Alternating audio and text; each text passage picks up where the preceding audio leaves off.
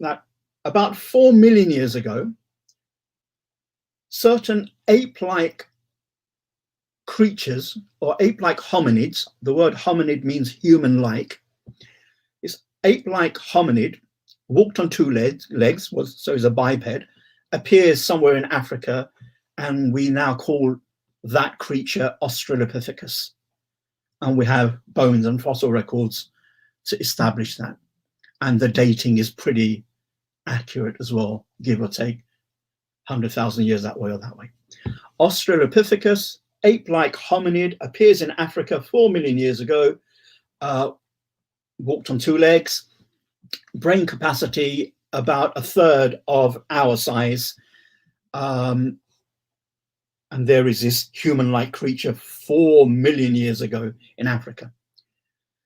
They say that Australopithecus eventually evolved into Homo habilis. Literally Homo habilis, homo means man, and habilis just means useful or handyman, because this Homo habilis creature, we are told by evolutionary biology, we are told could make really basic tools from bone and stone, really basic tools for clubbing people, the old Tizer advert, for doing other bits and pieces, but really basic. And Homo habilis lived in Africa about 2.5 to 1.5 billion years ago.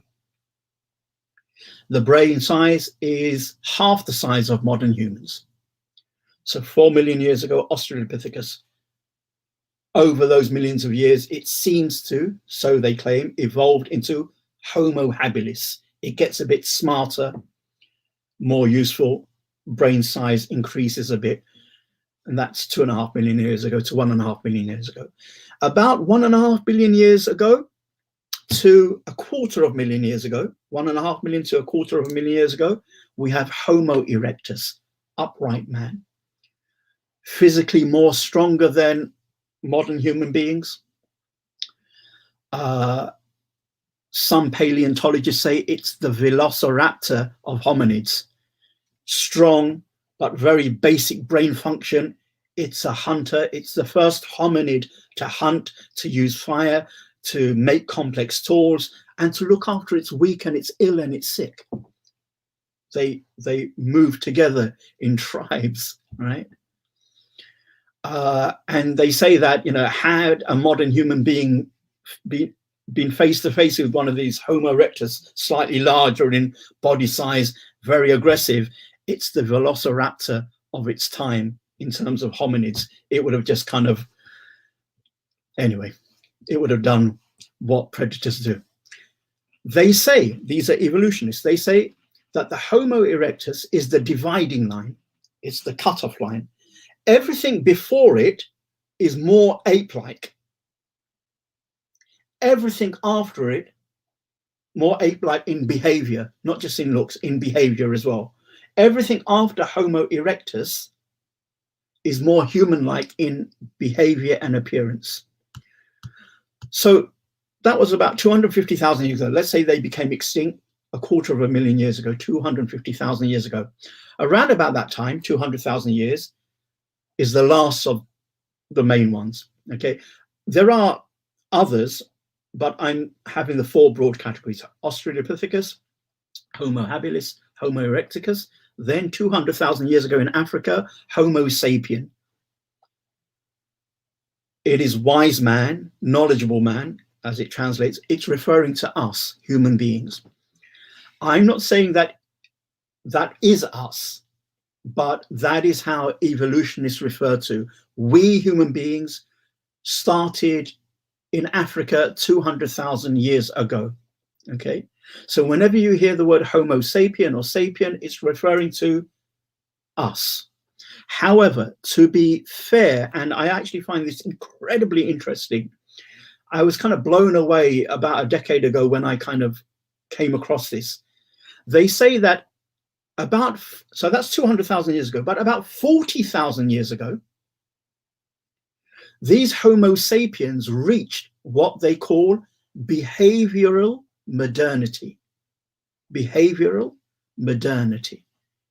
In that these sapiens, these hominid sapiens, I'm trying to not use the word man or human, okay, because I don't want to confuse it. These hominid sapiens, they began to have traits that are modern, complex language, moving from grunts and groans to decent complex language, figurative art. So those buffalo cave paintings in somewhere in Peru, that's them, right? Okay. Abstract thought. When you start getting language, you can then have abstract thought. Jewelry for adornment. Okay. Think of the Flintstones, right? Game playing. There are cricket bats. Maybe not. They're not cricket as such, but they're like bats. Okay. So all you Pakistanis are out there, you'd be really happy to know, you West Indians, you know, that the game was long ago played. And finally made tools and also rituals for burial. So all of these are modern traits. So, and this happened 40,000 years ago, and they can't explain why.